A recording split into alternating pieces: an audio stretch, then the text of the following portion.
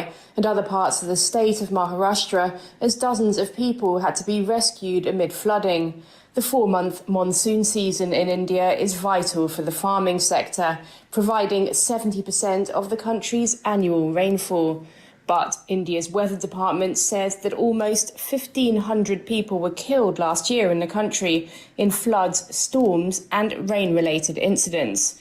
Rebecca Bunton, Mumbai. North Korea has condemned US President Donald Trump's Golden Dome missile shield plan, calling it a very dangerous threat that could spark nuclear war in space, according to state media. China has also expressed strong concerns about Washington's plan, accusing the United States of undermining global stability, as Laura Westbrook reports from Hong Kong. Pyongyang's foreign ministry has called Donald Trump's plan for building a new missile defense system as the root cause of sparking off a global nuclear and space arms race, adding it risks turning outer space into a potential nuclear warfield. Pyongyang has repeatedly declared itself an irreversible nuclear weapons state, and analysts say that its strong reactions suggest it views the Golden Dome system as being capable of weakening the effectiveness of its nuclear arsenal.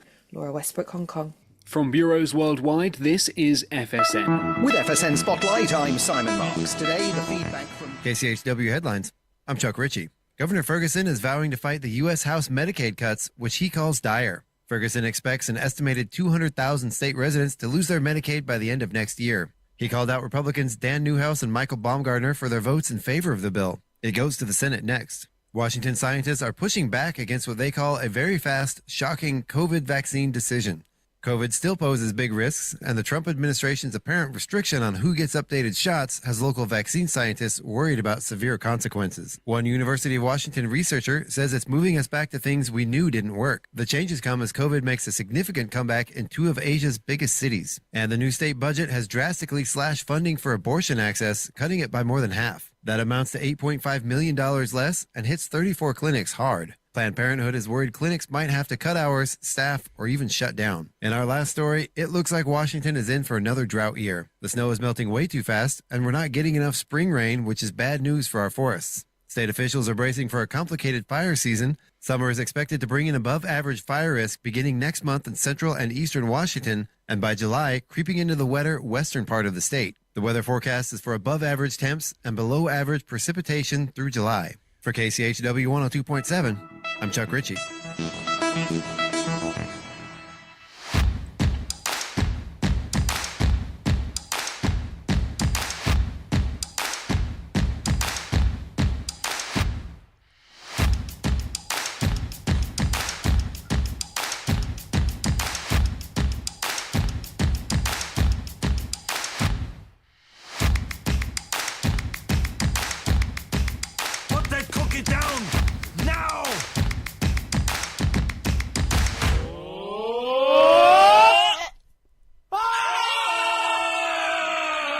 And there you go. Good morning. It's KCHW 102.7. Finally Tuesday for Scott and his sister Val. Good morning, Val. Good morning. Good morning. Good morning. All right. How you doing this morning, sister?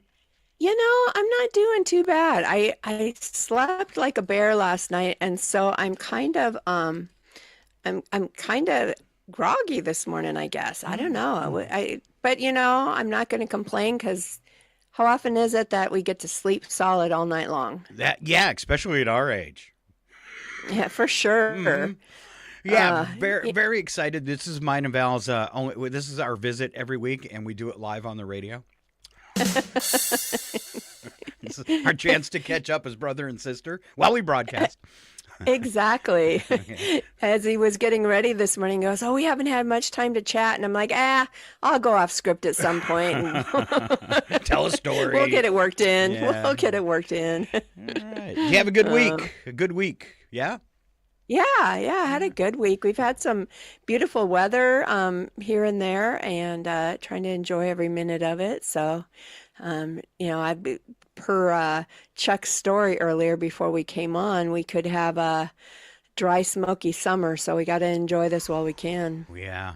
You know, thought I was probably going to get away from that coming to the East Coast, but New Jersey was on fire all November, and they've already had a big fire start up this year. So apparently, these dry conditions and fires moving up the East Coast as well. And where I live here in Maine, Maine is a state that's never experienced, even though they have vast amounts of forests. It's so soggy here, they haven't experience this. But like, we had our fire pit back in the trees, and we've brought it out into the, it's not as fun being in the forest, but it's out in the open yard, just because we're not just worried about fire danger because we're from Washington. I think it's a thing that's going everywhere as the climate slowly changes. Yeah. And you've kind of mentioned before, you're like, oh, your woods by the house would make the perfect spot to have some of your own, little cabins for rent. And I'm like, there's no way I'm letting idiots near my forest. Just not happening, because burn your house right down, right? Yeah. And it doesn't matter if you give them like a propane fire pit instead of, a real fire pit. They're still, I still don't trust people. Yeah. Well, and then some people just don't know. I had foreigners come through last year, and I could really see them struggling over the fire pit. And then finally I just thought, what are these guys doing? Maybe I better go build a fire for them. And I go over there, and they had taken, the little propane cylinders, and they had taken one of those burners that go on top to make a hot plate. I don't know if you've seen them. Gotcha. Okay. And they had that going in the fire pit with wood stacked on top of it. No. Yes. They were going to blow their heads off, and I get over there and I see what they're doing, and they don't speak a word of English. So, I'm doing hand signals. I'm trying to mime explosion. It probably looked pretty funny. I did my arms really big in the circle, and I went boom, but they got my name. They must have had a small amount of English, at least reading, because they get the directions on how to get here and stuff. Because like 20 times in a row, thank you, Scott. Thank you, Scott. Thank you, Scott. Yep, I saved you. Thanks for saving our lives. Yeah, I'm so glad I walked back there. If I ever see anybody looking confused at the fire pit, I am running back there. Because, yeah. All right. You almost feel like you need instructions on how to start a fire. Huh? All right, 79 in Chihuahua today, partly cloudy skies. Tonight, mostly cleared down to 52. That's going to give away to a very, very warm Wednesday. You have an 11-degree jump tomorrow, all the way up to 90 for your Wednesday, 59 for an overnight low. Partly cloudy on Thursday, 80 and 49 with a 25% chance of rain. Back to the sun on Friday with a high of 81. Weekend looking good, partly cloudy skies, 84 on Saturday. And then get this, you drop down to 69 on Sunday, but only a 20% chance of rain. Right now, topping out our week's forecast here, next Monday, 70 and 48 is what they're calling for now, and partly cloudy skies. So I suppose that's more back down to normal, but it's hard to adjust to the roller coaster temperatures. Yeah, definitely. All right, for breakfast today, kids, you have your choice of a bread or a muffin, some cheese stick or yogurt, and fruit or juice. And then for lunch today, popcorn, chicken, and tater tots, fruit and vegetables. That, my friends, is a perfect meal for Scott. Could you move some mac and cheese in there, too? I think that'd be perfect. Yeah. Popcorn, chicken, tater tots, and some of Val's mac and cheese. Ooh, yum. I know what you're having tonight. You get me all thinking about supper. You're going to serve that to Brad, and he's going to look at the plate and go, nuggets?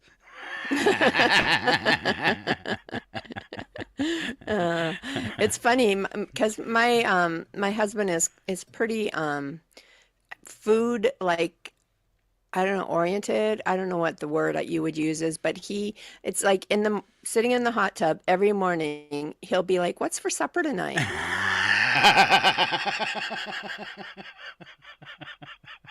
He's already planning ahead. Yeah, it's 6:30 in the morning. I hadn't even thought about it yet. At that point, just go, what do you want? Exactly. What sounds good to you? You should just turn around and say, I don't know. What are you making? How about you cook a meal for? Does Brad ever cook? He would definitely cook if I asked him to. And he always, well, not always, but he usually cooks himself breakfast. So yeah, if I said, honey, would you cook tonight? He definitely would. But I guess, now that I'm not working and I don't have kids at home and you're living the retired life, I don't mind Cooking making for 'em. supper anymore. Yeah. Used to seem like a chore, but now it's, not that big a deal. Yeah, not that big a deal. I never leave the house anyways. Well, and he's not the, like your stereotypical man that mans the grill, It's like we have a pit boss and he's like still kind of, he can start it for me just fine, but I think he'd be lost if he was out running the grill. I know so. when you have I've never seen him cook, but I know when Val loves to throw a party or a get together. And I know when you have those that when you're in the kitchen working, he's hovering around you and helping you. I always see him hovering. I don't know if he's a help, but he's hovering. making sure I don't need anything. I will say when the kids were young and I was working full time, he had to go to bed super early because he worked nights, and he would always have supper ready when I got home from work, on the table and stuff, so we could sit down and eat as a family before he had to go to bed. So yeah, he used to cook all the time. Well, good. Back in the day. Yeah. Good So deal. Good he's deal. a help. If I ask him to do something, he will definitely do it. So. All right, good deal. Let's keep moving along this morning. Take a look at our events calendar. It is Tuesday. That means we have Chihuahua Library story time for the kids between 10:30 and 11:30. For the ladies, well, I guess guys can knit too. Between 2 and 4, sit and knit, and that takes place at the Center for the Arts. On Wednesday, it's the monthly co-working at the Yale Press between 11 and 2. Chihuahua Library doing tech help between 3 and 4. If you got a phone or a tablet or a laptop, something with problems, you can bring it in. And there's a couple more on here. I'm gonna keep moving, but I am going to open those up, and I'll double back to Wednesday. Food Bank open on Thursday, 10 to 2. Friends of Chihuahua Library book sale between 8:30 and 11:30. All right, can't do that one. Let's see, and that's it. Okay. Looking back at Friday, Chihuahua Chamber of Commerce meeting in the morning, 7 to 8. Chihuahua Farmers Market between 11 and 3:30 in the Chihuahua City Park. Always fun. Now, the weekend looking kind of light for Saturday, but there is a business expo, and that's happening at Guess Elementary. It says, join us for the first Small Business Expo at Guess Elementary to connect with local businesses, discover new services, and support our community's entrepreneurs. And you can get out and meet. I imagine there will be a lot of service people there if you're interested in doing some home improvements over the summer. I'm sure there'll be a lot of contractors since it's spring. Door prizes, vendors, food, and more. And hey, get this.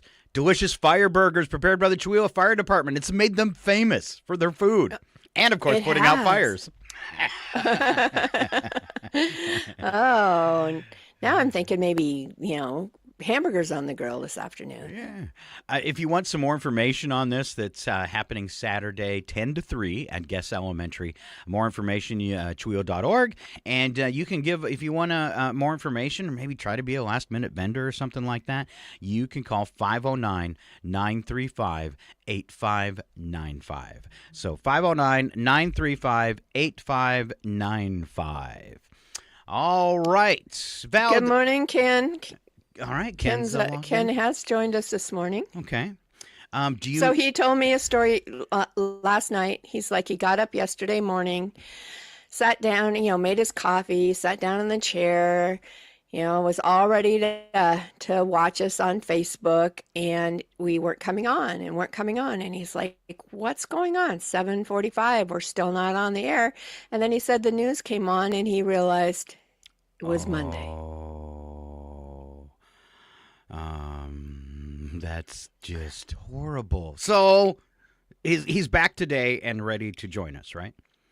Yes, he is ready to join us this morning. Okay. So. All right. I think if he doesn't have to clock out, we're going to have Ken, who's joined us on the show before, play trivia with Val at around 8 o'clock this morning. So always fun and goofy jokes from Ken. All right, so that's the pressure on him. Another public service announcement. This is happening tonight. Faith Community Church in Chewelah holding their baccalaureate service for graduating kids at their school. That's going to take place, though, at the Jenkins High School gym, and that is tonight at 6 p.m. So if you have any friends or family graduating tonight, that's where that'll take place for Faith Christian School. Didn't you? Is that the one you went to when you were a kid here in Chewelah, Val? Yeah, well, I went to the one out on 395 by, it was a Bullfrog turnoff there between the church and the now bus garage. But I didn't know that they were still open. So is there a different Faith Christian? It could be. It could be. But I know you graduated like that too. So. All right. Few news headlines this morning. Pop stars and celebrities stepped into the purple carpet last night to celebrate the 2025 American Music Awards hosted by Jennifer Lopez. Big winners, Billie Eilish nabbed all 7 of the awards she was nominated for, including Artist of the Year. Runners-up, Lady Gaga and Bruno Mars each won 3 trophies. Let's see. J-Lo wowed with a dance melody in which she kissed 2 of her dancers. For shame. Janet Jackson performed on TV for the first time in 7 years, and Rod Stewart's family revealed their sweet nickname for him while presenting his Lifetime Achievement Award. He was already an old man. He was in his 70s. I saw Rod Stewart in concert, and I'm going to say it was about 10, 15 years ago. I figured that would be his last concert, and then he came out with that crooning album and stuff. But never a huge Rod Stewart fan. But at, right around 70 years old, one of the best rock shows I've ever seen. And like I said, not a fan of that big of a fan of his, music. I didn't dislike it by any means, but really wasn't for me, but totally impressed by the stage show.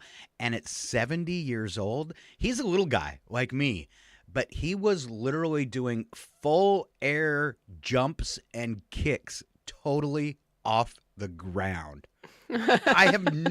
Little wiry guy, and he was all over that stage. 3.5 hour show, took a couple breaks, took like a 20-minute break, and a 50s and 60s band came out and did Motown hits. Then he took another probably 20-minute break, and this beautiful gal with an electric violin and just by herself came out and wowed the crowd for like 15, 20 minutes. One of my favorite concerts. It was a really good one. And, sometimes maybe somebody that you go see a concert that's not tops on your list or one of your favorite artists, but you find a whole new appreciation for him after seeing something like that. Another guy that's really pushing the years and can still belt it out and play harmonica like you've never heard before, Huey Lewis from Huey Lewis and the News. Still amazing live. Where a lot of guys, when they hit 70 years old, and they do a little comeback tour, something like that, you can hear the oldness in the voice. It's not quite the same. Not true with Huey Lewis or Rod Stewart. They sounded just the same as they ever have. I think part of it is people don't realize it's a muscle like anything else, right? And if you're not exercising that, our muscles start to fade and lose tone and stuff as we get older. And it's the same with the vocal cords. I mean, you have to keep exercising them. I don't know if that would make a difference, though, because, you take Paul McCartney, and I'm not trying to diss on old people. It's something that's coming my way, but you kind of have you get a gravelly, older sound to your voice as you get older. And Paul McCartney's last album was a good example of that. It was a little difficult for me because it sounded like Paul McCartney, but it sounded kind of like my grandpa with loose teeth. And I get it. He's older, and it was a neat thing to do, another album at that age. But there is a difference, and it did, lack something tonally, I would say. But yeah, I'll lose that radio voice someday, and I won't be able to go KCHW. It'll be KCHW. Well, and again, I think it's, how much you have to use it or you lose it type Sure. of thing too. So, we had a friend Yeah, you who lost it a long time never, ago, didn't you? yeah, yeah. We had a friend who was never famous by any means, but he had a band and would do performing and stuff.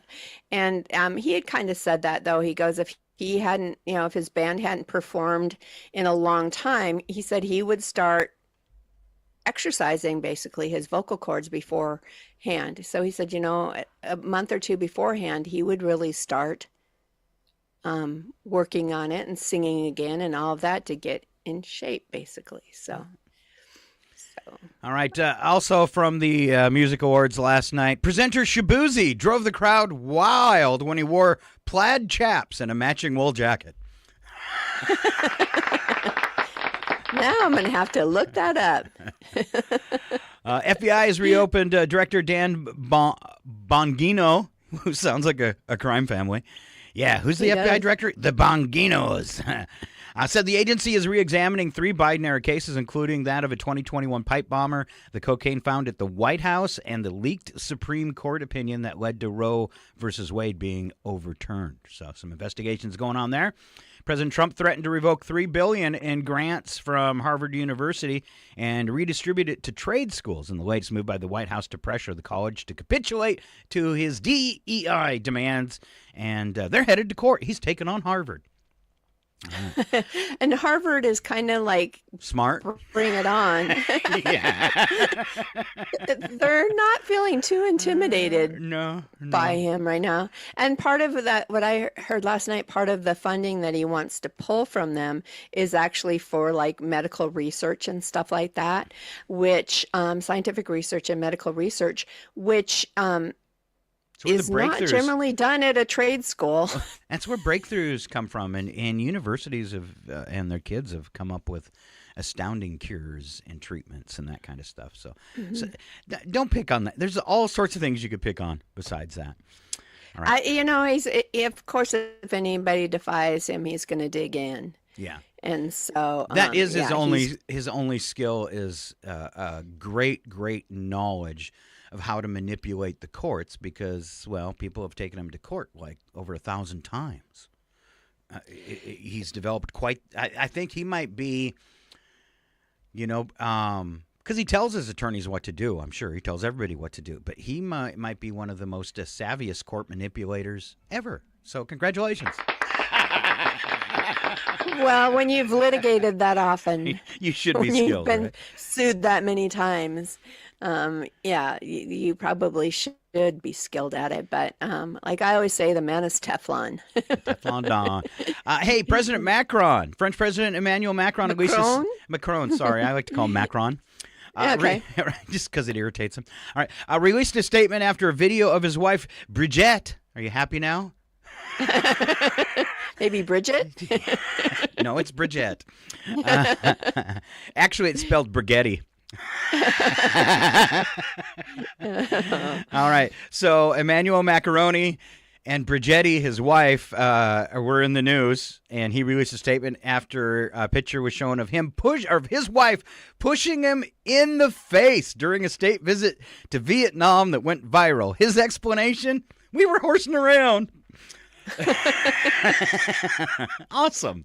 That's awesome. Awesome. All right. Let's see. Let's go right into sports.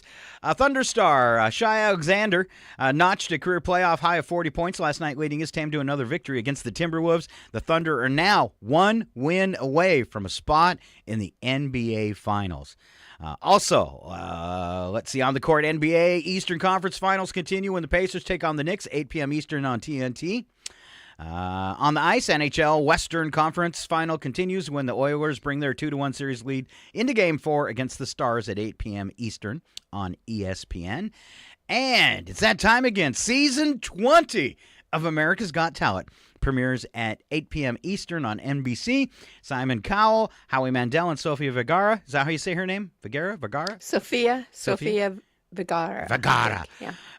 And welcome back, former Spice Girl Mel B to the judges' table. Yeah, we've been missing the Spice Girls. I don't. Yeah, I like Mel B because you can't help but fall in love with her accent and stuff. I mean, it's just she's fun to listen to. A warning here from Amazon and other businesses: uptick in a new scam, bogus customer services reaching out to you, pretending they're Amazon, Walmart, that kind of stuff. Maybe a transaction gone awry and they re-need your credit card number, stuff like that. So fake customer support on the rise. Amazon says they've seen a 33% increase in customer service impersonation scams in just the past few short months. So since December. Well, and I kind of started to wonder. I'd written a review on Amazon the other day, and I came back. I had an email this morning saying, your review goes against our community guidelines, and so you need to fix it and resubmit it. And I did look to see who it was, who supposedly it was from, but they can still spoof that stuff. So I'm like, I should probably just go straight through Amazon and not follow this link in an email just in case. Yeah. So yeah, because I was scammed or almost scammed in that way years ago. It was like somebody had a question about your review as far as, can you answer this question about your recent purchase or whatever? And I clicked on it, thought I had to log in, hit the login, and suddenly realized, oh boy. Hurry up and change your password. Yeah, hurry up and change my password. That was back when I didn't know enough to make sure I had a different password for everything. And so I'm like hurriedly changing all these other passwords that might be linked to my Amazon account. Oh, scary. And yeah, but it was one of those things, your heart's doing this, and you're like, I can't believe I fell for this. Next news story, Kremlin.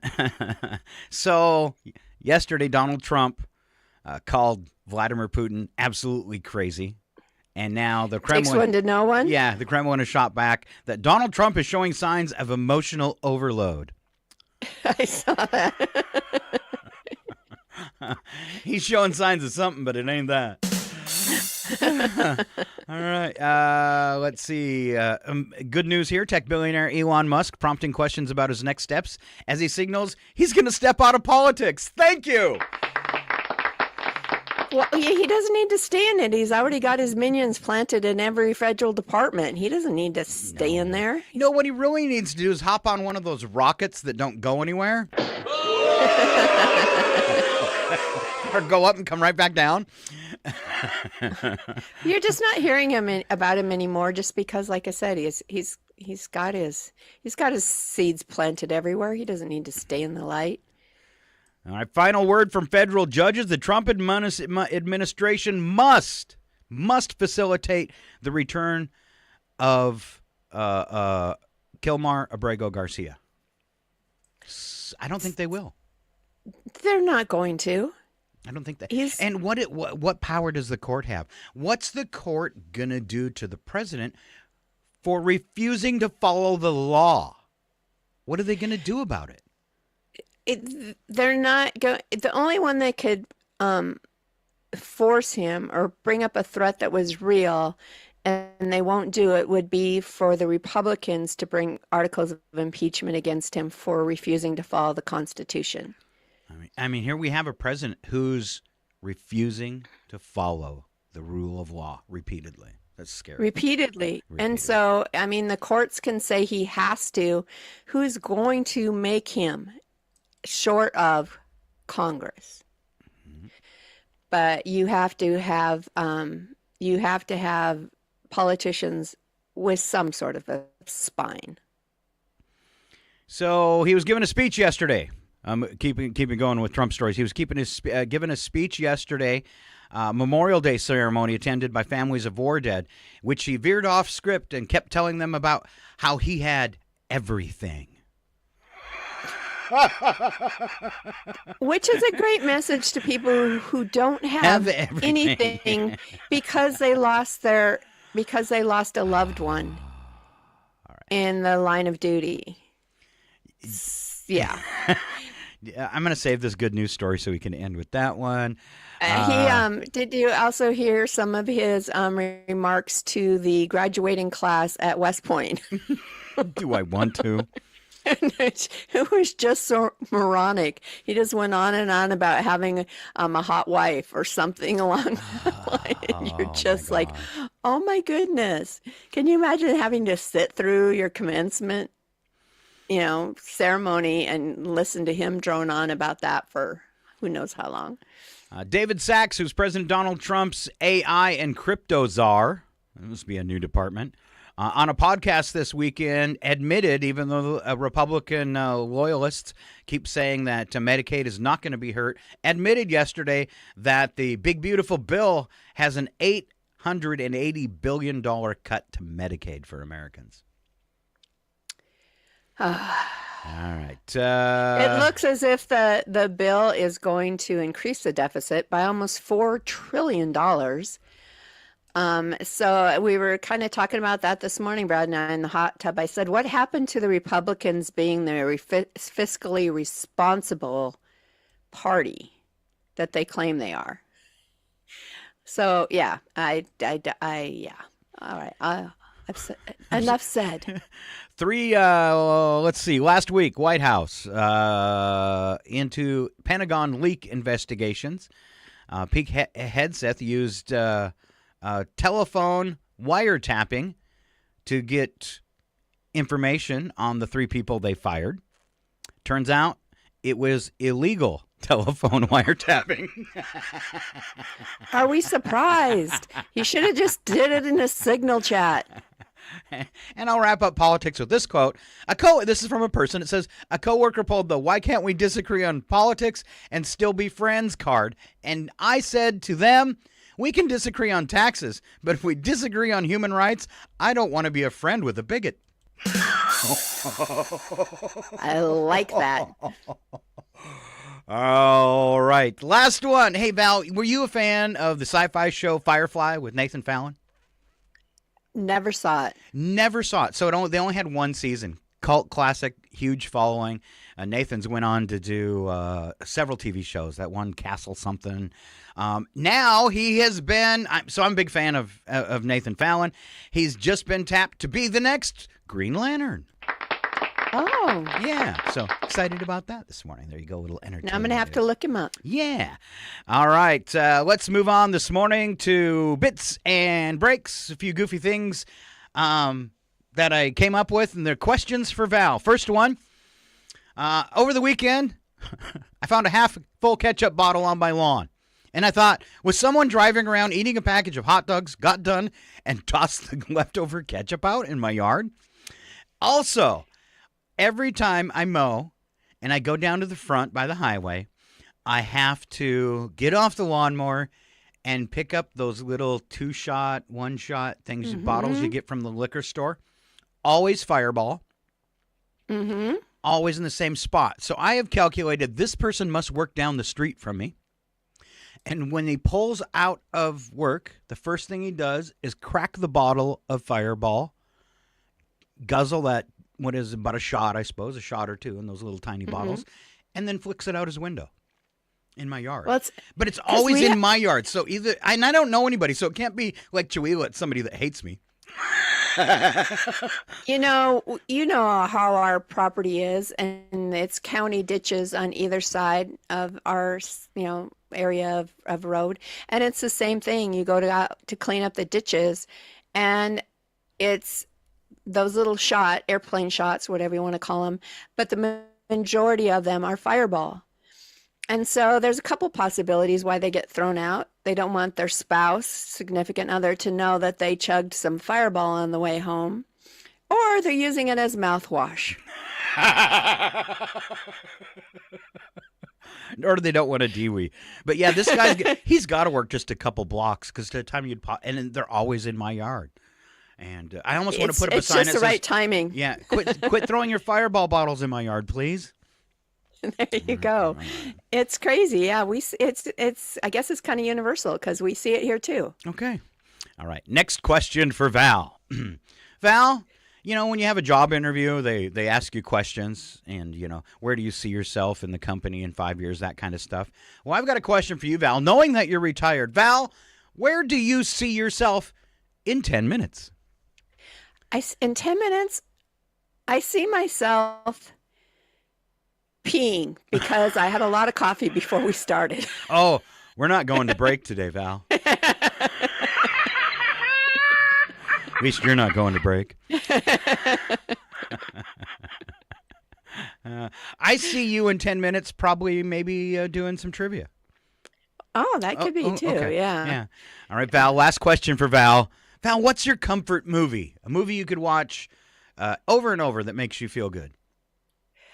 I will go with one that makes me laugh every time I've watched it because I don't tend to watch a lot of movies a second time unless it's like, have we seen this one before yet? And then you start to watch it and realize you have, but you might as well finish it at that time because you really don't remember how it ended.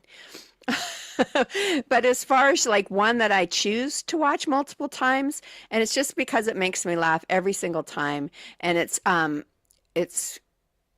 what is it called? Now I can't even. A Million Ways to Die in the West. Oh, with Seth MacFarlane. With Seth MacFarlane. Oh, wow. That thing, it makes me laugh every single time I watch it. And well, if we were talking to somebody when they're like, "Oh, we've never seen that movie," it's like, let's go watch it because it's so funny. That's the way you either love it or hate it. That's the way I am with Elf. Oh, okay. One of my favorite all-time movies. Definitely my favorite all-time movie. Makes me feel good. People also hate that Tom Hanks Santa Claus movie with the train. Yeah. The name's escaping me. Santa Claus. Oh, you mean like the Tim Toolman one with? No. Oh, you mean the one with the train? Oh, the Polar Express. Polar Express. Also one of my favorites because we watched it every year on the big screen. It was a thing. I'd get out the projector and pull out the big screen because on the big screen, that whole scene with the train, like a roller coaster, if you watch it on a big enough screen, you get the pit in your stomach when it goes up and down and that kind of stuff. So that was our, get some popcorn. We'd go to the radio station because we had the giant movie screen because I had put it in there and hook up the projector and we'd all sit at the radio station, and watch that. Watch that. Yeah, oh, just fun. a thing I did every year with the girls. It was pretty cool.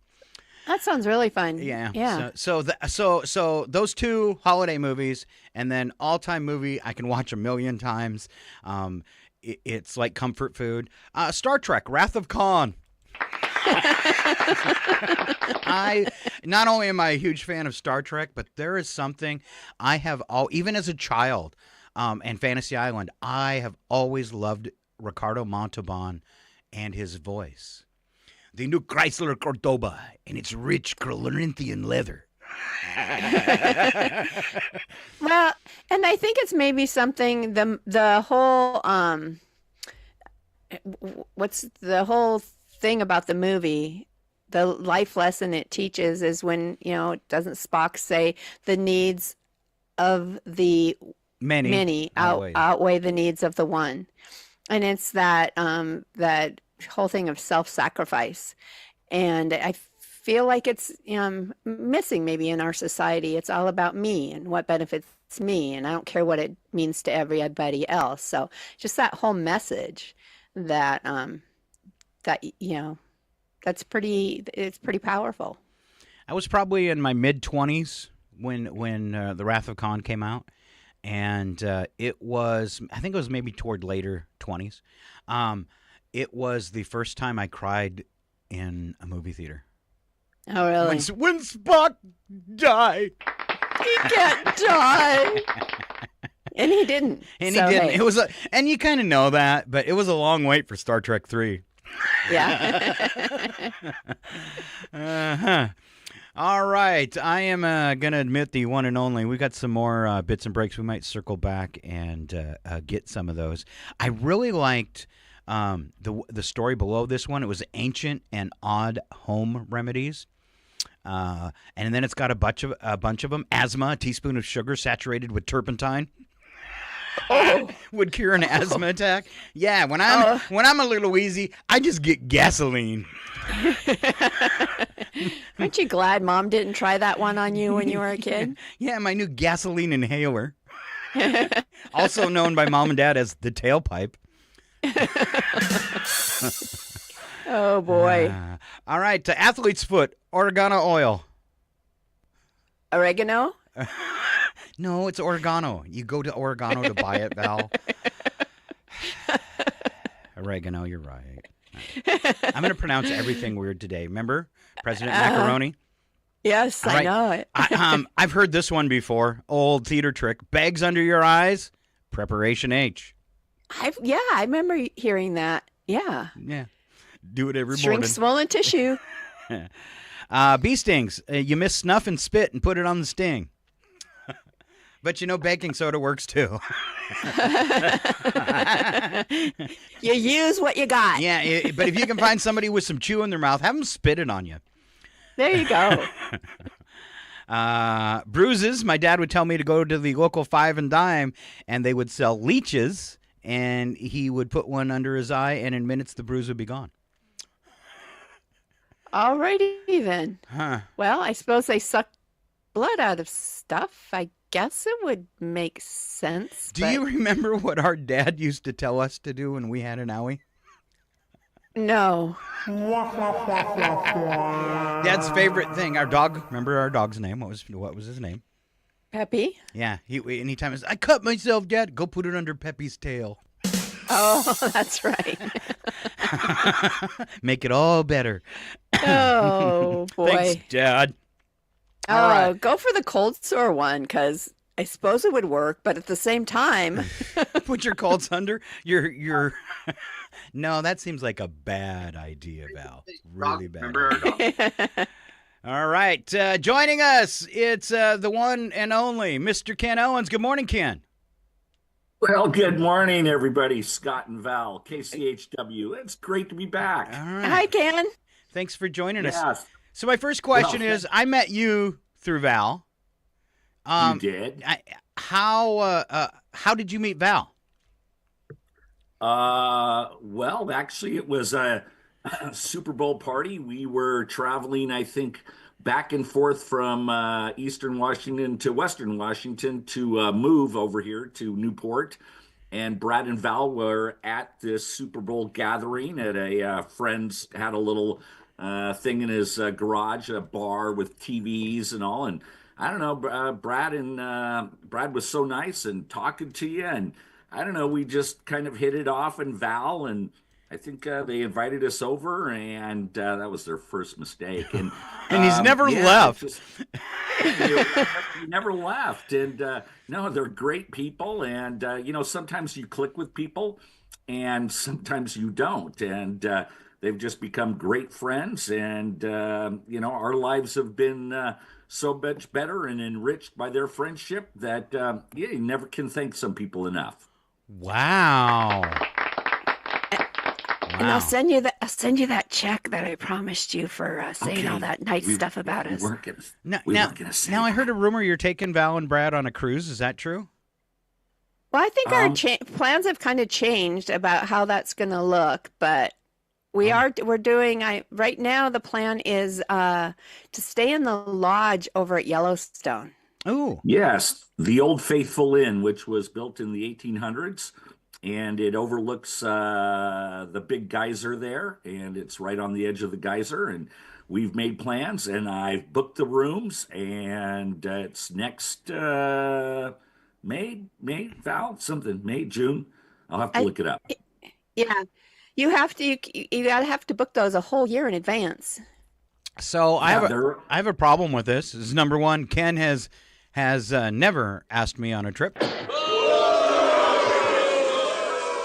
And then my sister, I remember talking and there was some kind of issue. So Val, I think, had a choice of going to Yellowstone.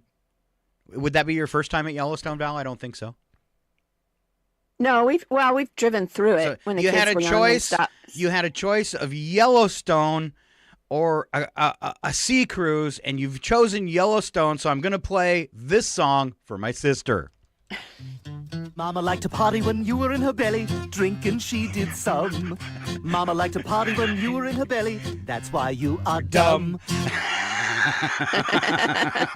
What do you think, SpongeBob?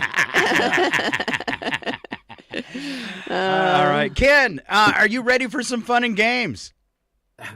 Well, yes. Am I ready to scramble my brain and come up with wacky answers that I have to come up with off the cusp? Yes. Let's give it a try. Oh, right. That was a tough one. Oh, I don't know. The following program is closed captioned for the thinking impaired. Thinking impaired Val and thinking impaired Ken. I want to ask you a bunch of questions. I want to have them answered immediately. Immediately, no pauses. All right? You both have your buzzers. All right, first one. This year, the average high schooler spent $910 on what? High schooler. Average high schooler spent $910 this year on what? I'm going to go with coffees before school. Ooh, good answer. Ken?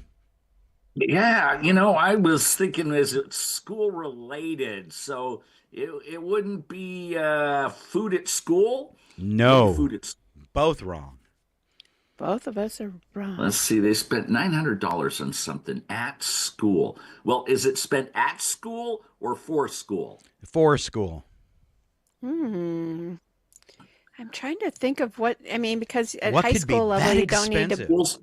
Pool supplies? I'm going to say like for sports, like sports gear, sports things you have to buy to play. No. $900. Yeah. The only thing a guy in high school is going to spend that kind of money on is a girl. So what do they spend $910 on? The prom. Good job. And nobody gets any points for that. Well, okay. All right. People still go to prom. Yeah. We know you didn't go. But. Well, I went. With his mom. I should have known that because 10 years ago, we had a friend who bought their daughter, this is 10 years ago, a $600 prom dress. You only go once, baby. Oh my gosh. No, that's a lot because I'm sure there's, freshmen, all the way through a senior that they go to prom. So that's a lot of money. I didn't spend that much on a wedding dress. All right. If you just joined us, you're listening to KCHW Chewela, and we're playing trivia with Ken and Val. Your next question, kids. In a typical year, around 450,000 Americans will finish one of these. It's an event. An e-book. A what? An e-book? Nope. E-book? It's an event. Books on tape? Oh, an event. I'm gonna say some sort of race or marathon. It is a marathon. There you go. Val comes in with the first point. Let's give Ken some practice. We're going to play breakfast bingo. I'm going to go back and forth and see between the two of you if you can spell bingo. So each answer begins with the corresponding letters in B-I-N-G-O. All right? Well, this is new. Okay. Right. A space on a Monopoly board. Boardwalk. All right. Val gets to start. Ken, an operation begins when the doctor makes one of these. Incision. Val, a medical specialist in the nervous system and the disorders affecting it. Neurologist. Your mom's dad. Ken? My grandmother. Oh. My mom's You know what they say when you lose at breakfast bingo?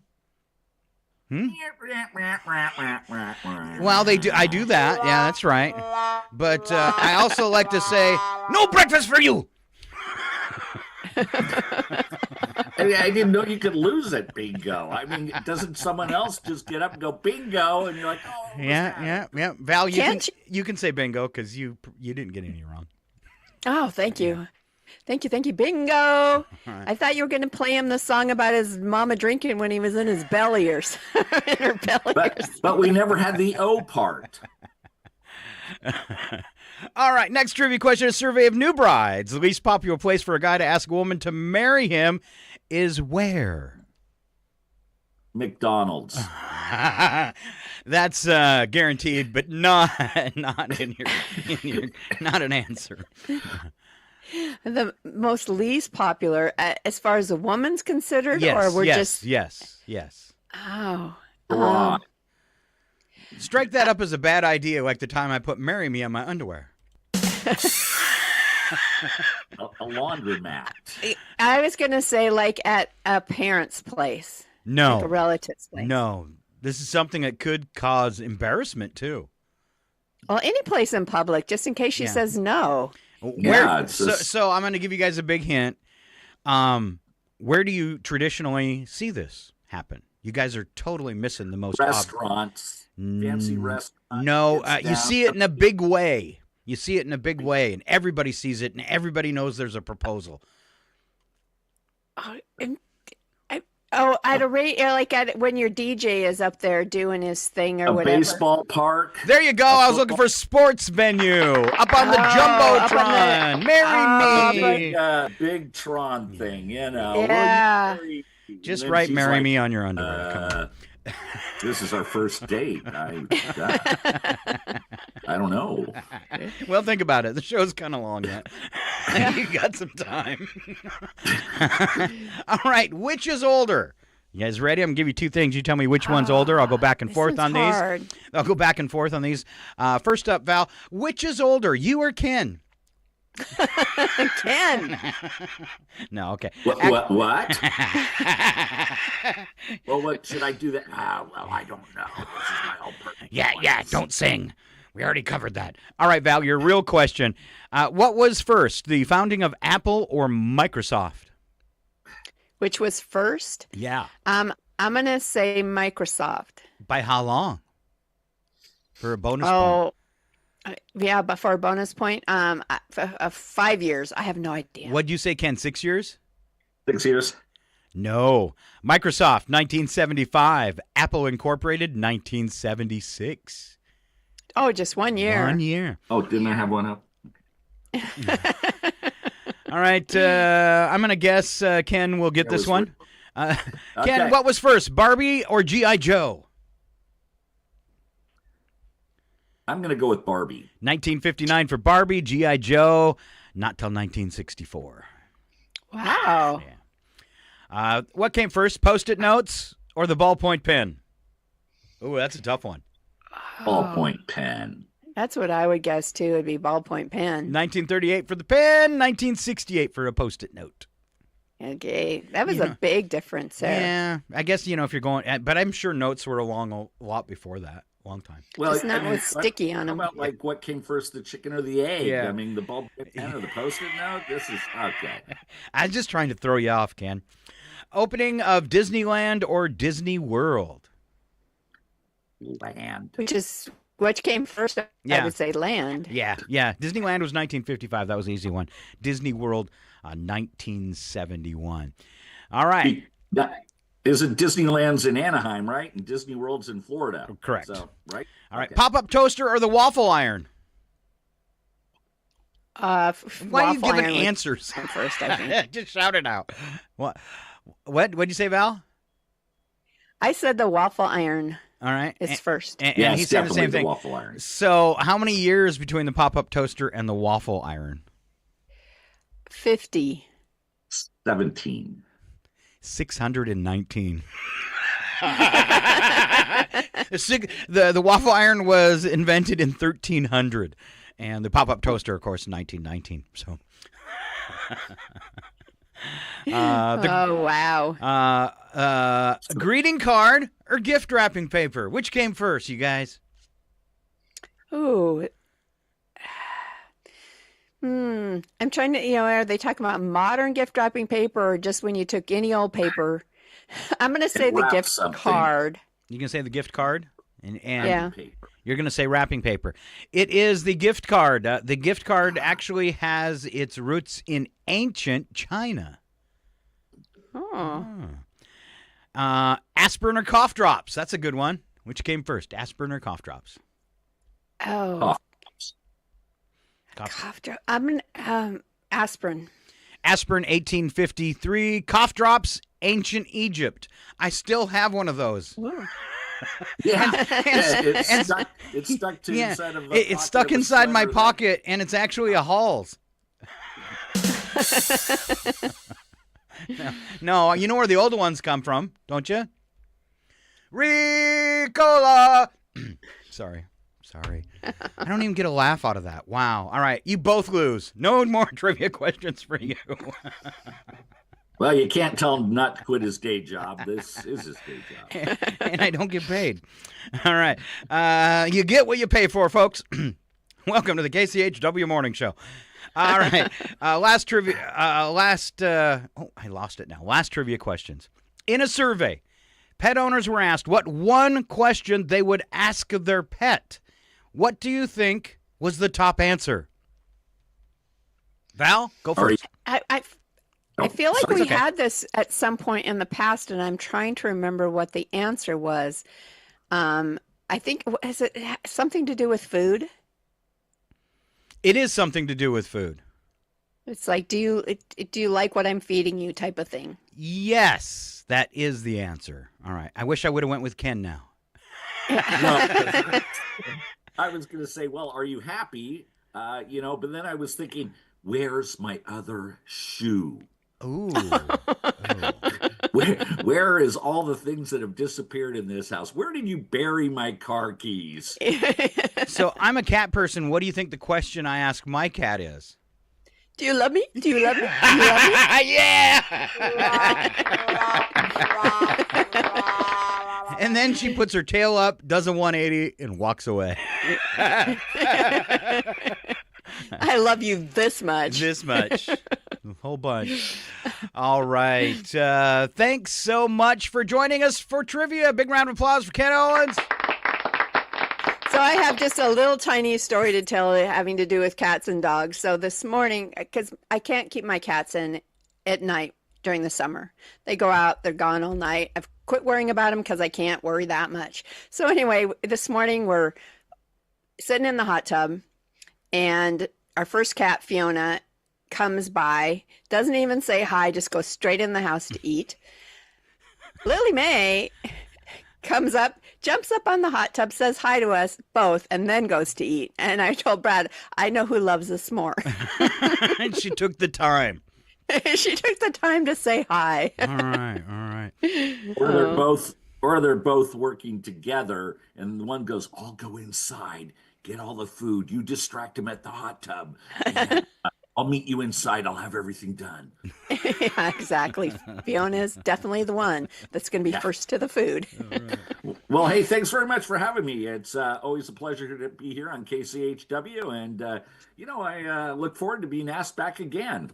All right. Yeah, Val, take a break. I am out.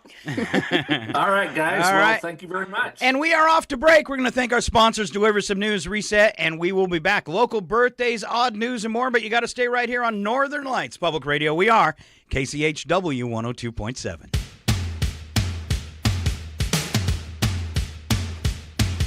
No music, but we're dancing our head. Yeah.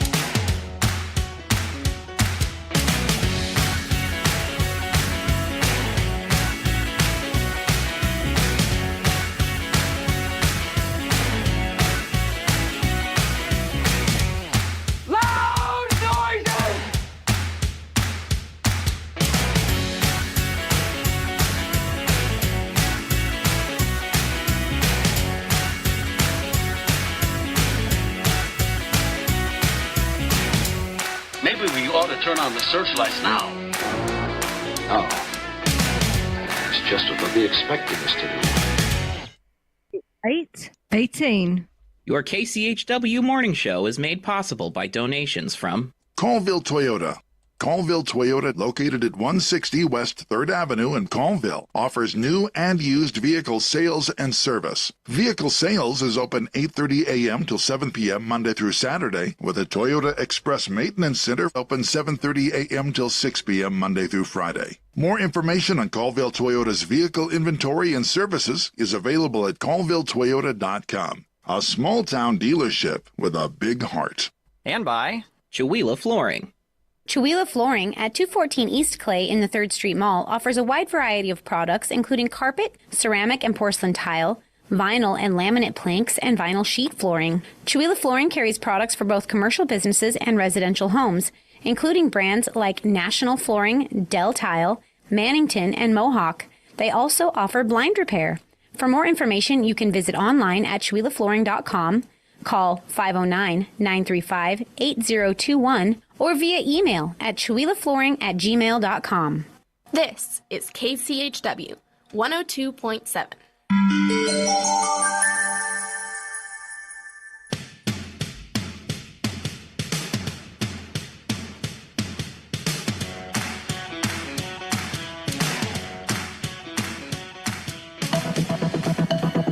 The Public News Service Daily Newscast, May the 27th, 2025. I'm Mike Clifford.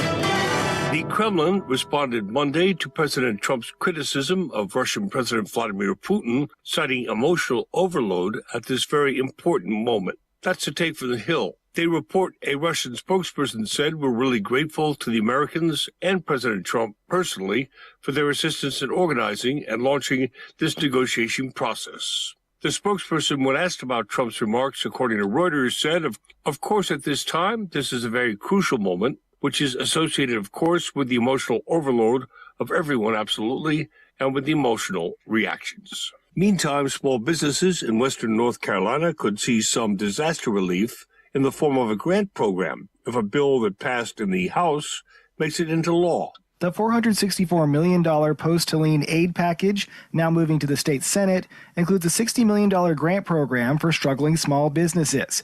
Matt Raker heads Mountain BizWorks, which he says has helped deploy $7 million in recovery grants and $40 million in recovery loans for small businesses in the region. He sees the grant program as an essential part of the small business recovery toolkit. So really encouraged that the House sees that there's still so much need and has prioritized small business grants in their package. The $60 million amount would be a really good investment in ongoing recovery in Western North Carolina. Raker notes that 40% of businesses don't reopen after a disaster, according to data from FEMA. He says many applicants for small business programs have struggled to get awards, but the bill could face an uphill battle in the Senate. I'm Eric Tegedoff reporting. And the Trump administration is pushing to gut the top U.S. consumer watchdog agency, which alarms some groups in Arizona. What's known in Congress as the One Big Beautiful Bill would reduce the budget for the Consumer Financial Protection Bureau by 70%.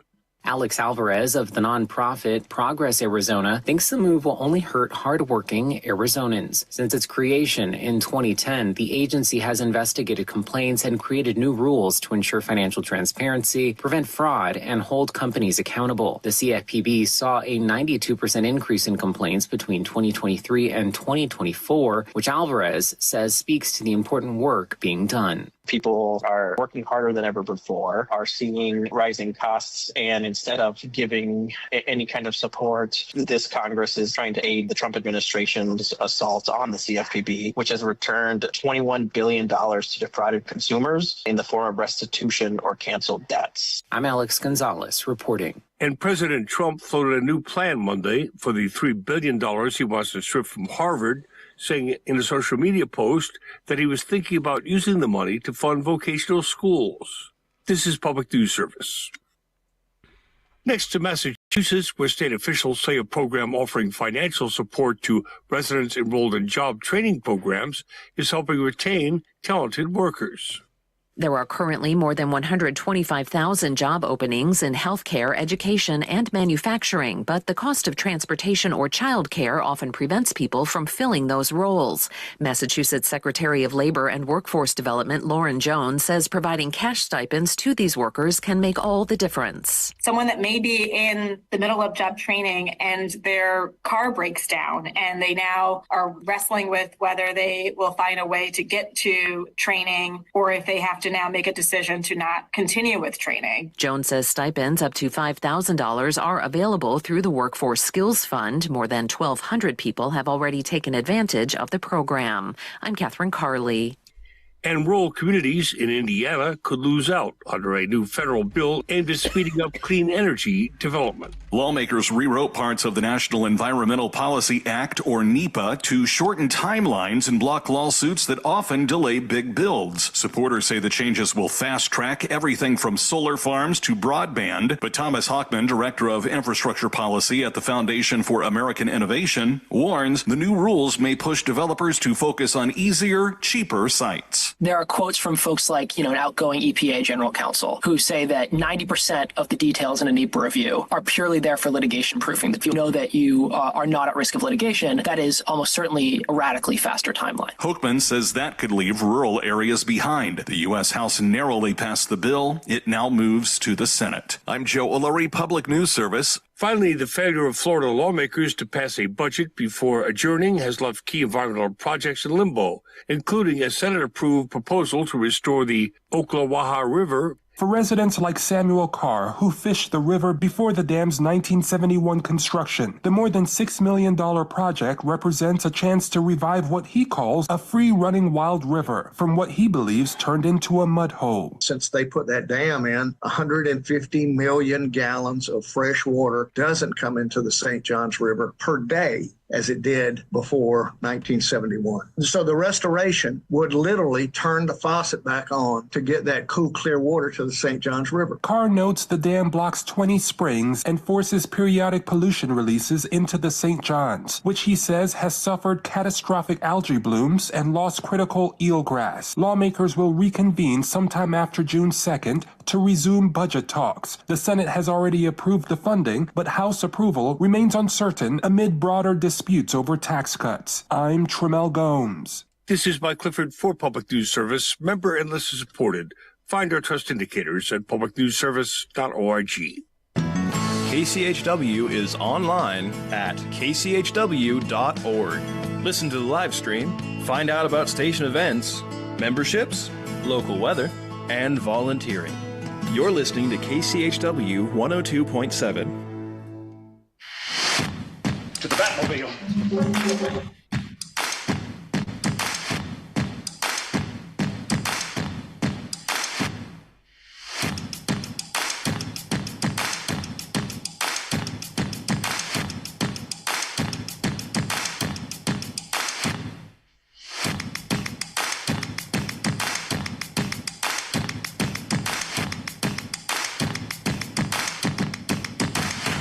And we're back. It's KCHW 102.7. You're with us on a Tuesday. It's Scott and his beautiful sister, Val. And Val, online, you are in a really big screen. I'm going to see if I can fix that. All right. Thanks again. I'm larger than life. Thanks again to Ken for joining us today and helping us out with trivia. We totally appreciate that. And as we move into part two, Val, will you help me out for a second and deliver us today's celebrity birthdays as I rearrange a few things here? All right. Starting out today, Lee Merriweather, who was in Barnaby Jones and All My Children, 90 years old today. Richard Schiff, who was in The West Wing and The Good Doctor, 70. Sean Kinney, musician from Alice in Chains. He was their drummer, 59 years old today. Perry Gilpin, who was in Frasier, 64. Kathy Silvers, who was like Jenny Piccolo on Happy Days, 64 years old today. Adam Carolla, comedian and radio personality, 61. Todd Bridges, actor from Different Strokes, 60 years old. Dondre Whitfield, who is an actor as well, 56. They're not going to tell us what he is in, or she, Dondre, he. Paul Bettany from WandaVision is 54.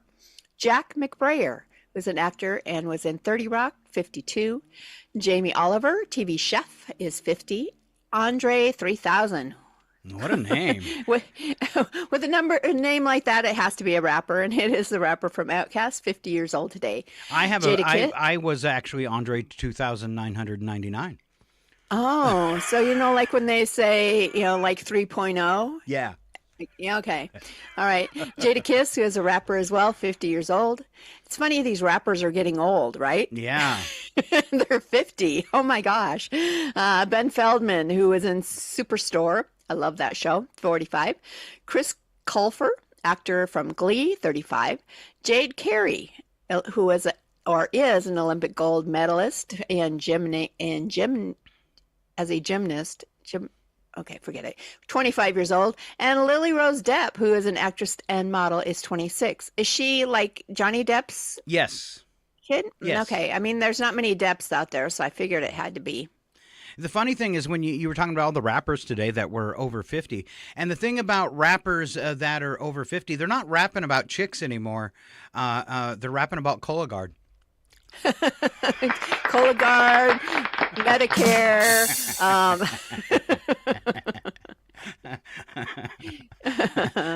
Viagra. Drop the Cologuard in the yard. All right. Today's birthdays are local celebrities. Today we actually have an anniversary. It's Tony and Ronald Lindquist having an anniversary. And on Memorial Day, my friend Donna Husby had a birthday. Happy birthday, Donna. Also, Jimmy Balance, and Kevin and Julie Shalak had an anniversary as well on Monday. Round of applause for them. If you see them around town, point and laugh. Tell them Scott and Val talked about you on the radio. Woo, woo. All right. Today in history, Elise Young became the first person executed as a witch in America when she was hanged in Hartford, Connecticut. That's horrible. I wish I wouldn't have started with that. Sad story. Yeah, not real. Okay, all right. Don't burn people. 1930, 1,046 feet tall Chrysler Building in New York, the tallest man-made structure at the time, opened to the public. 1930. On to 36. There was a really interesting documentary the other day, and I was just catching part of it because I think I was sitting in a restaurant. But they're working now on what will be the tallest building ever, and they were showing all the things that they're doing structurally and from an engineer standpoint to have it withstand like high winds and the sway and everything. It was really, really interesting. They were putting open, where windows should have been, they're having open air places strategically placed on the building. And then on the top of the building, they actually have like a hydraulic system. When the building starts to sway one way, this thing kicks in and has it sway back in the other direction to equalize that out. It was really wild. I wonder if they could make something like that for old people. Hold on, I fell over. My hydraulics aren't working. Needs a little fluid. Will somebody get my lift? I need to get back up. Help, he's falling over. Right. And he can't get up. So 1930 Chrysler Building, 1937 Golden Gate Bridge connecting San Francisco and Marin County. 1939 DC Comics published its second superhero in Detective Comics number 27. It was Batman. I feel like this is something I need to put in my brain because it could be a trivia question at some point. Yes. Write that one down. That would be 1939. 1995, Charlottesville, Virginia. Christopher Reeve paralyzed while riding his horse in a competition. And let's see, 2009, absent-minded Japanese doctor forgot about a patient and went home for lunch. Doctor had anesthetized an elderly patient. I can't believe I said that word. An elderly patient so he could carry out a checkup and left her to recover while he went home to his nearby apartment for a quick bite to eat. But the old woman woke up in an empty and locked doctor's office and had to call the police for help. Oh, jeez. I'll just knock you out and come back later. It'd have been worse if she would have unhooked herself from everything, got out of the building, and then realized the world had turned to zombies. Oh. This is how every zombie movie starts. Wake up alone in the hospital. Yeah, wasn't that how Walking Dead started? Yes. Yeah. All right. And then I think the very first Resident Evil started the same way. So see. That's what's going to happen. That's right. 2013, largest flag ever made at 5 tons with 44 miles of thread was unveiled in Romania. Oh. Yeah. 2018, Indianapolis 500, Will Power became the first Australian driver to win. And 2020, America's COVID death toll had passed 100,000 on this date in 2020. Crazy. Special events, we go to Val. And the first one, so exciting. So exciting. Cellophane Tape Day. I know I'm celebrating. How about you? How do you celebrate, Val? I just like to hear that sound as you stretch it out as a shipping tape thing, or makes that horribly loud sound. Well, one of the big events of Cellophane Tape Day is to wrap your significant other in cellophane tape. Oh. Yeah. Uh-huh. Brad.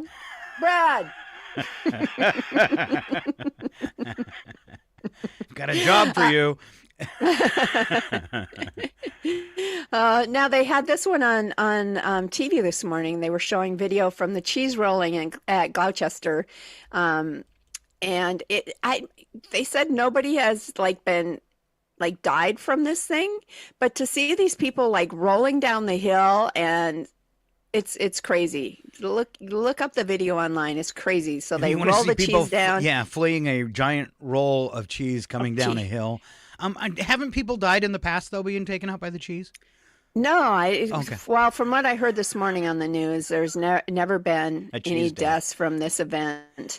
But yeah, it's crazy. I mean, your goal is to be the one that gets the cheese. So, It's great that you don't die, but it's still a big stinker if you get caught on that roll of cheese and you just keep going around with it with your arms hanging out.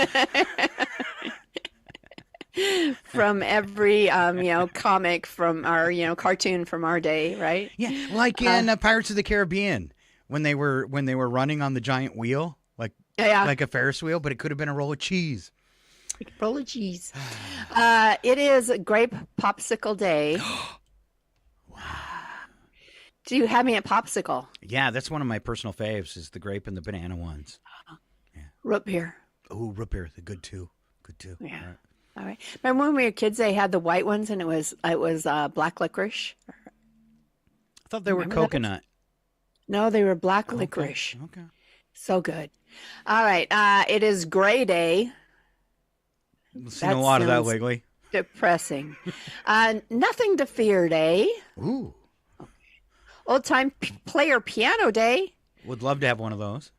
Yeah. Anybody that's living in our area of the country today might need this. It is Sunscreen Day.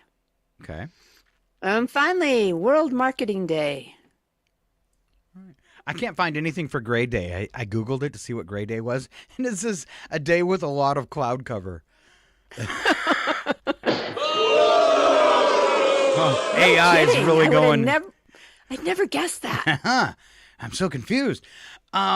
Speaking of kind of stuff like that, have you tried the new Amazon or the Alexa Plus with AI?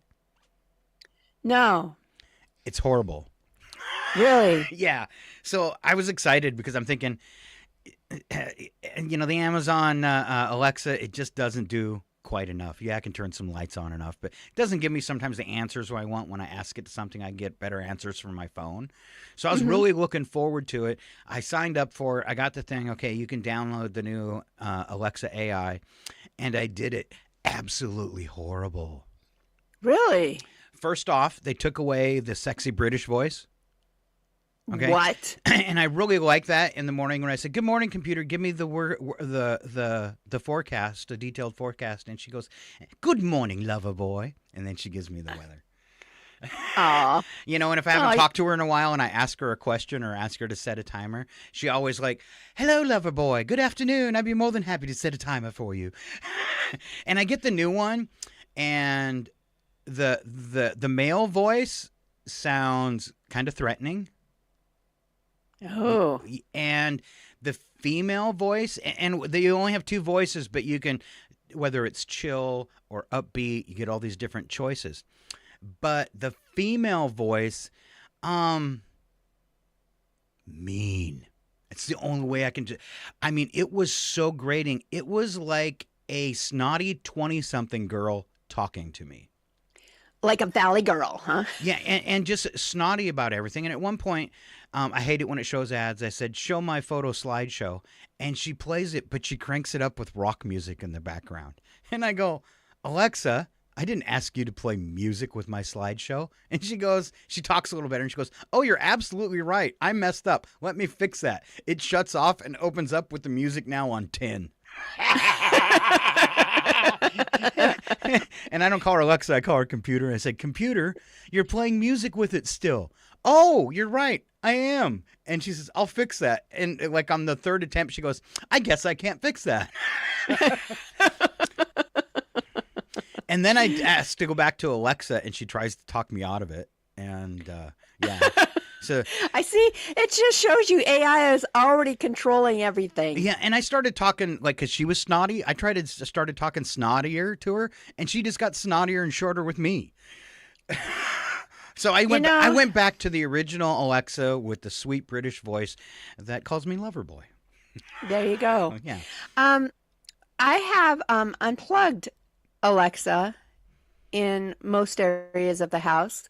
The one place I still have it on is because when I go down to work in my art room, my hands are usually covered in something. And so I have her on down there so I can listen to music and ask what time it is and things like that. But the rest of the house, I'm like in that weird paranoid conspiracy space, wondering how much she's listening to me.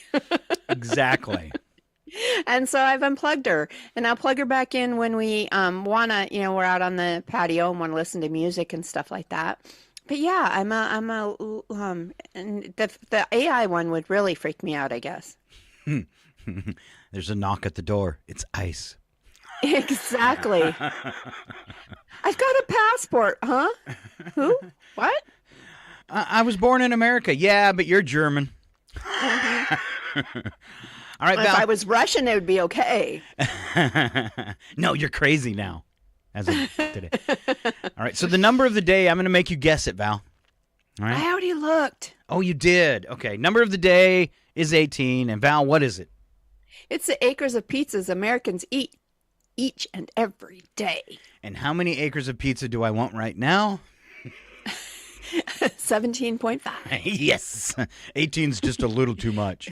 The old joke that Dad used to tell about the guy who goes in and tells the waitress he wants to buy a whole pizza, and the waitress says, "How many slices would you like that cut in?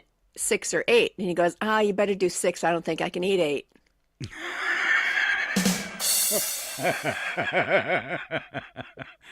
Did you see the video clip of the wiener dogs racing? No, I did not. Yeah, it's the annual Weenie 500 race was held Friday at the Indianapolis Motor Speedway. It was the Wienermobile known as Slaw Dog, representing the southeast region of the country. It won. It made a decisive final pass against Chi Dog from the Midwest in the last stretch to take the checkered flag. So I watched this on TV, and I have a clip of Wiener Dog Mobile or a Wienermobile racing. Okay. That's your clip. That's how fun it was. I'm like, will they go a little faster? And nope, they don't. I mean, could one Wienermobile overtake another Wienermobile? Nope, it can't. Yeah, it was the most uninteresting race I've ever seen. I guess you'd have to really like wiener dogs. Yeah, or wieners, yeah. So wiener dog, Wienermobile, same thing. They look the same. All right. Should we roll out some odd news and wrap up this show, sis? Sure, why not? All right, here we go. It's time for today's odd news. Slap some bacon on a biscuit and let's go. We're burning daylight. It's the world of strange. A world gone wacky. Out here, due process is a bullet. And some of the scariest people on the planet. I think you're bluffing. Be afraid. You know, you look mighty pretty when you get mad. It's your odd news on KCHW. Just sit back and enjoy the show.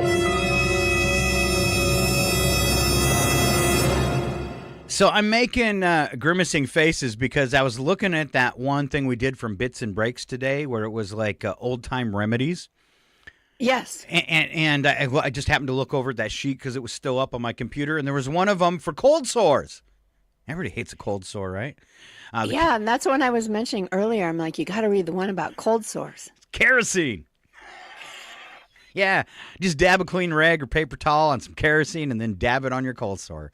You know what I think's funny about that? No, now that you said it out loud, is that if these were ancient home remedies, they wouldn't have had a paper towel.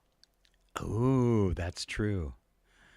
Get an old sock, but make sure it's wool. It should be clean. Yes. For a chest cold, goose grease and turpentine. How do you actually make goose grease? Your goose is cooked. Oh, sounds like a lot of squeezing involved. Goose grease and back. So these old time remedies had a lot to do with fuels and That's solvents. And Now, if you see the one about diarrhea, ooh, tell me. because it says 1 dessert spoon of tincture of rhubarb in 1 tablespoon of warm water. Or, now I'm going to mention this one because this was Dad's remedy anytime you had a stomach ache or any type of stomach issues. It says, or boil down some blackberries, take the juice, add a little sugar to taste, and drink it. Because anytime we were sick as kids, what did we get? Blackberry brandy. Yes. Dad's cure anytime you were sick. If Mom wasn't around, he'd sneak into your bedroom and give you a nice glass of brandy.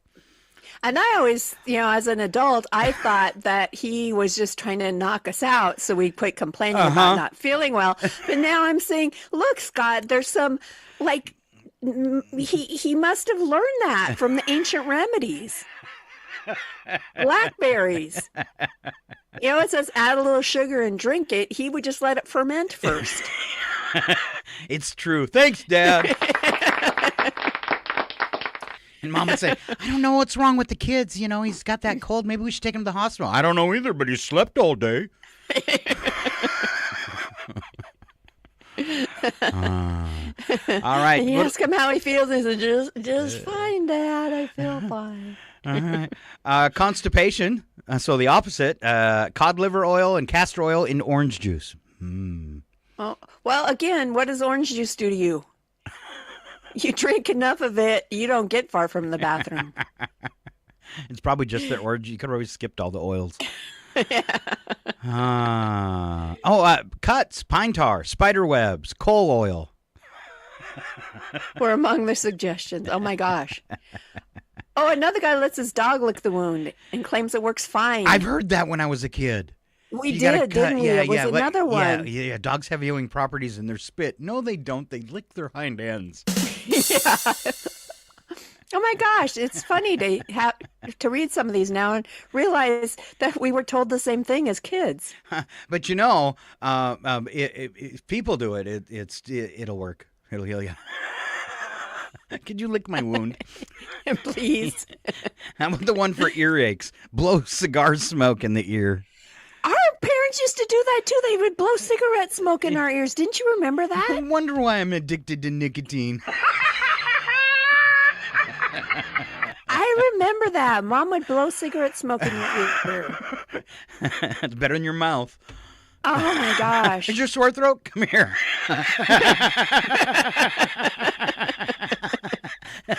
Man, in the 60s, they were weird. And a cigarette cured everything. Oh, this is a bad idea. For a headache, put Vicks Vapor Rub on your eyelid. That is insane. That would burn so bad you'd forget you had a headache. Why are you crying?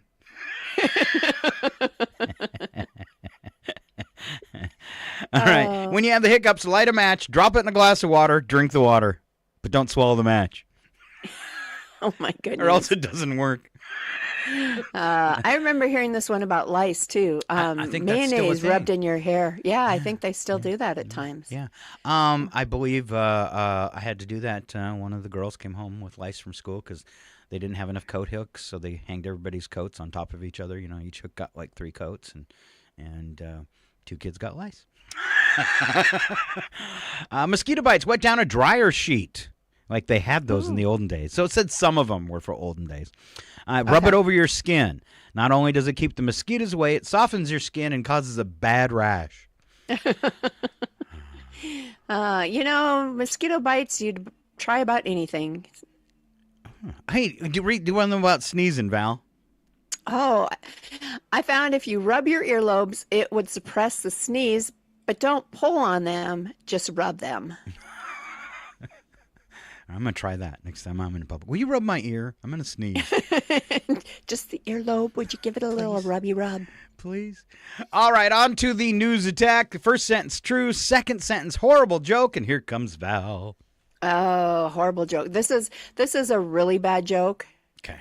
So I'm just going to preface it. Okay. And it's not about who it talks about, but the second part. Okay. Okay. Like presidents before him, Donald Trump attended a Memorial Day ceremony and relaxed with some golf. Trump's lucky, too. He found a golf course that gave him a discount.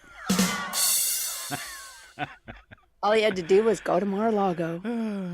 Lilo and Stitch won the holiday weekend box office, which has Tom Cruise thinking that his next movie should be titled Lilo and Stitch and Ethan Hunt's Impossible Mission. So Lilo and Stitch beat out Mission Impossible? Is that what they're saying? Yeah. Yeah, that's what they're saying. Wow. Say it isn't so. Oh, apparently and you know what? It's the second half to a movie he already released, so nobody cares how it ends. Oh my goodness. It is. It's the guy put a different name on it, but it's part 2 to Dead Reckoning. Oh, okay. So the fact that it didn't score huge at the box office, wow. Maybe people forgot that they needed the sequel. I mean, maybe, yeah. But don't you think at some point it's like you've done this to death, kind of? I mean, not that I am not going to watch it because I love me a good Mission Impossible. But at some point, like Fast and Furious, you're like another one. Yeah, it gets to be too many of them. And you can tell because when they get past 6, they don't give them numbers anymore. They give them names like Dead Reckoning, and then somebody in the background whispers, Mission Impossible 11. Yeah, remember? Yeah, Tom Cruise was pretty upset, gave a little media appearance. Patrick Stewart was there and had this to say. Shut up, Wesley. No! It's kind of, we're even getting a little burnt out. I used to love The Voice and American Idol and all that, and I'm getting a little burnout on that now, I guess. So I can't stand The Voice when they interrupt the singing with their stupid comments and the sounds and that chair turning around. I want to knock them out of the chair. Let the people sing. I can't stand it because to me it's disrespectful. The entire format of the show is disrespectful to the artist. And especially when they start bantering back and forth and insulting each other. Yeah, well, somebody's singing. Yeah, so it's not even after when they're singing. It's afterwards when they're supposed to be, I don't know, and then they start bantering and insulting each other. I'm like, you're supposed to be answering this person about, what they, And if you don't agree. You want the truth? You want the truth? You can handle the truth! Yes. Okay, sorry.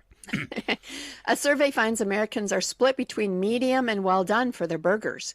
The most popular topping is cheese. You know what? For me, free is the most popular price point. Is that burger free? I love it.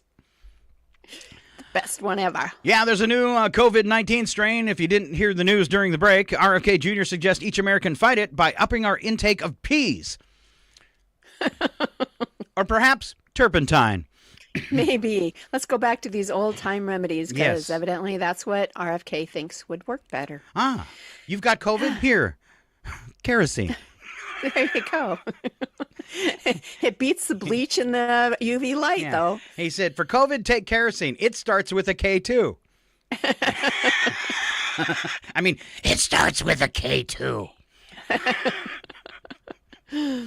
Lots of people honored fallen loved ones on Memorial Day by taking the family to see Lilo and Stitch. That's right. We don't see Tom Cruise. Our research found as we age, the human brain continues to grow new brain cells. Oh, really? That's the best news I've heard.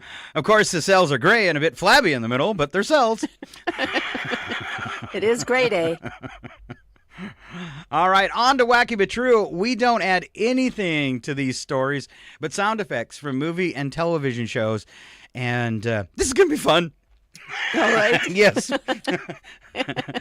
I was in a hurry today and I didn't think I'd come up with good sound effects, but by the time I was done, I was like, those are awesome.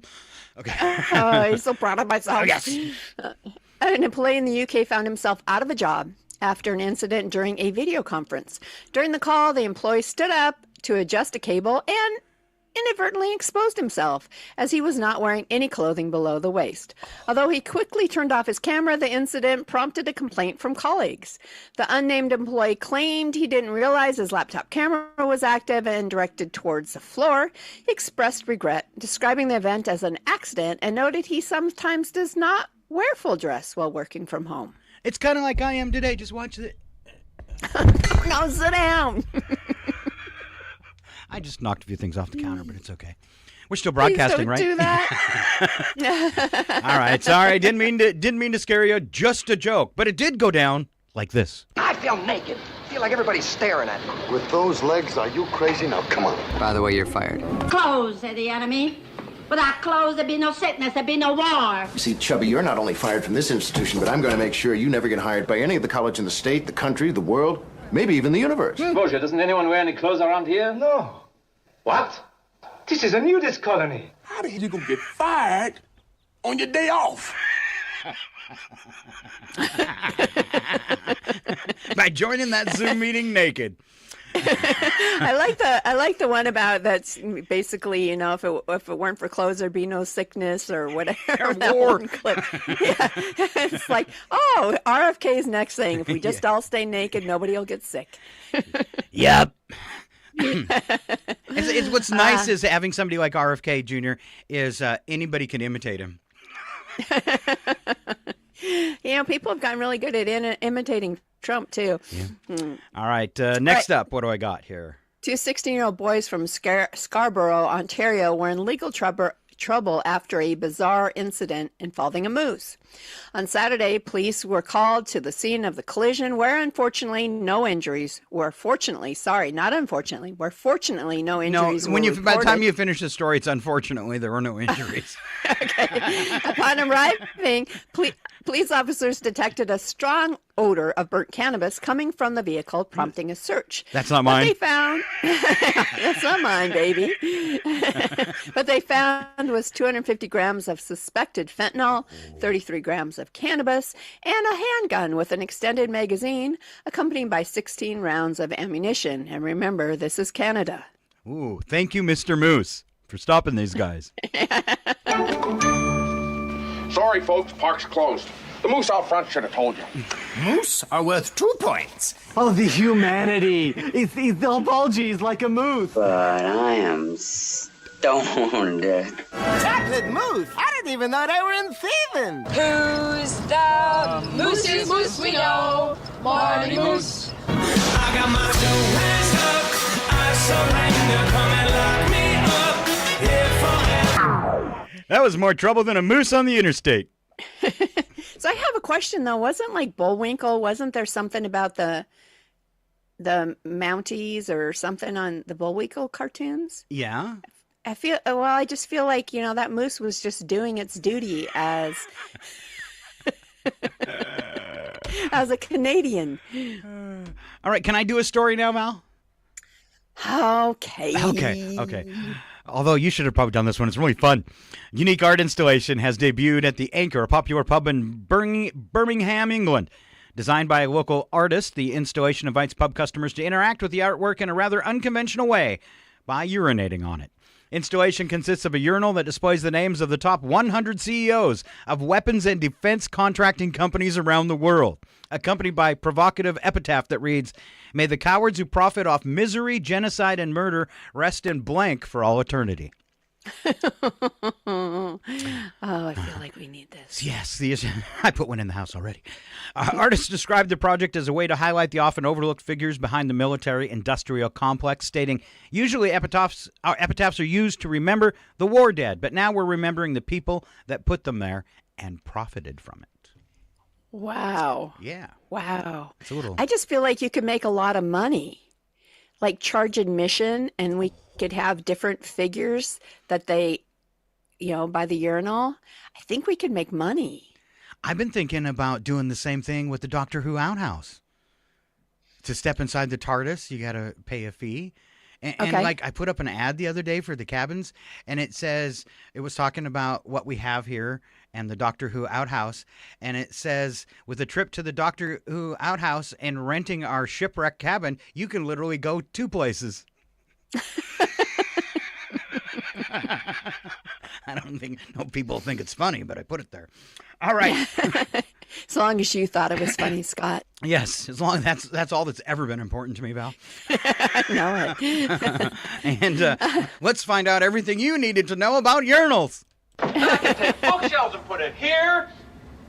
No, I'll put the books right over here. That way I can be relaxing over here. The customers come in and use the urinal. I won't disturb them. They won't disturb me. What the hell are you doing in the bathroom day and night? Why don't you get out of there? Give someone else a chance. You go to the bathroom after Osama, you will realize the true meaning of terrorism. I gotta go to the bathroom. Hey, we're out of toilet paper! When you get in bed with evil incarnate, it always takes the covers. Begone, evil one! I got my two hands up. I surrender. Come and lock me up here forever. Let's do that again. No. No. Oh, let's go to Florida. Duck terror. A duck is causing chaos in Cape Coral, Florida, where residents were on high alert after the aggressive bird sent a man to the hospital with a serious bite. The duck is protected by federal law, meaning it must be removed using humane methods. The bird remains at large, wandering front lawns and chasing unsuspecting bypassers while authorities work on apprehending it. Wow. So how do you humanely kill a bird? I think they just said remove, not kill. Be removed by using Yeah, well, that leaves a lot of room for negotiation. Especially for Scott. You want the bird removed. What does that exactly mean? Like from the earth? Yeah. Or... from the park. Oh! Get it off! Ow! Give it up. It bit me! I'm gonna get rabies! I'm stuck! Did you ever have one of those mornings when you wake up to a whole series of unexplainable phenomena? Look, up in the sky! It's a bird! It's a plane! It's Superman! Very funny. Let's all laugh at the duck. Okay, Duck. No more stalling, see? Ew! Something tells me this little black duck has worn out his welcome. I got my two hands up. I surrender. Come and lock me up here forever. You have worn out your welcome. Val, you want to do the last story too, since you've done like most of them? Oh, sure. Why not? A 13-year-old girl in California, Carmel by the Sea, demonstrated impressive self-defense skills when she used jiu-jitsu techniques to fend off an attacker. As she walked home from school, a man emerged from between two vehicles and attempted to punch the unidentified girl in the face. But she expertly defended herself by blocking his punch, delivering her own, and ultimately breaking the attacker's ankle after a series of well-executed moves that left him immobilized on the ground. The 13-year-old, who has been practicing jiu-jitsu for 3 years, managed to escape to safety while the suspect was incapacitated. Authorities are actively searching for the attacker and have released a sketch to aid in the investigation. Who beat the snot out of you? A 13-year-old girl? Well, personally, I think she went a bit too far. After all, one mustn't forget one is a lady. Oh, you're right, dear, yes. Oh, she's only 13 years old, Lieutenant, and... They call themselves freedom fighters, led by a girl named Serena. She's like a spider waiting for the kill. Roger. And in girl world, all the fighting had to be sneaky. Damn you!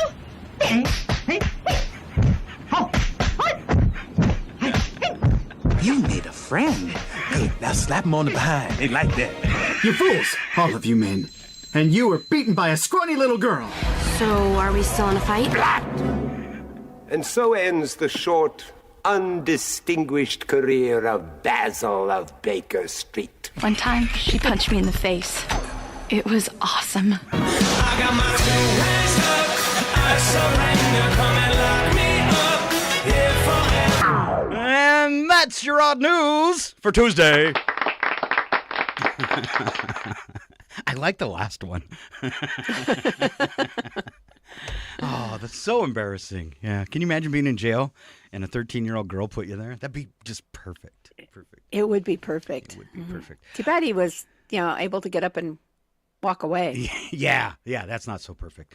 Next time, break both ankles, lady.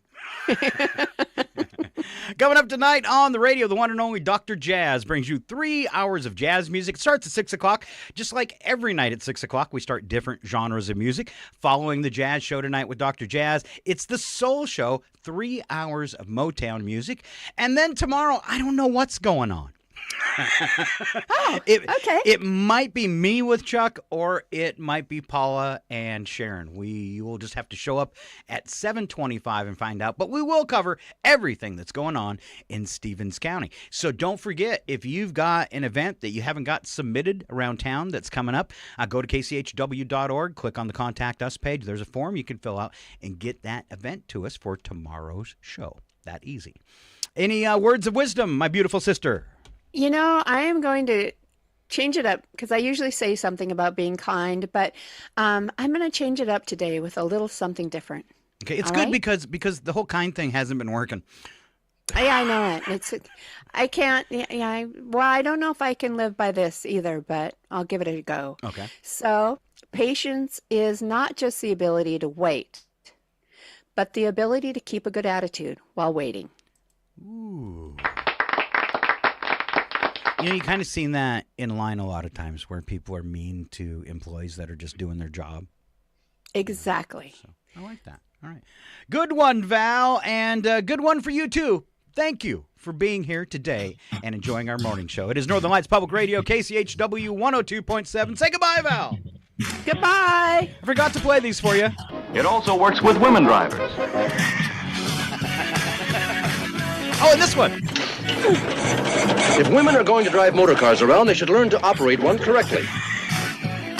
Watch out in that Mustang, sister. Just reverse this, Scott. Great job, team. Head back to Mix for debriefing and cocktails. Not sure what that meant. Have a great day. Maybe we ought to turn on the searchlights now. No. It's just what they'll be expecting us to do. It's 9:06. Your KCHW Morning Show, made possible by a donation from God-Fearing Brothers Auto Center. God-Fearing Brothers specializes in auto services, including repair, maintenance, and detailing. They also stock a full selection of tires, make glass repairs, offer towing, and have an auto sales lot on the corner of Highway 395 and Main Street at the light. For more information, you can visit the Auto Service Center at 806 East Main in Chewelah. Find them online at godfearingbrothers.com or by phone at 509-935-6414. KCHW-FM thanks God-Fearing Brothers for supporting public radio in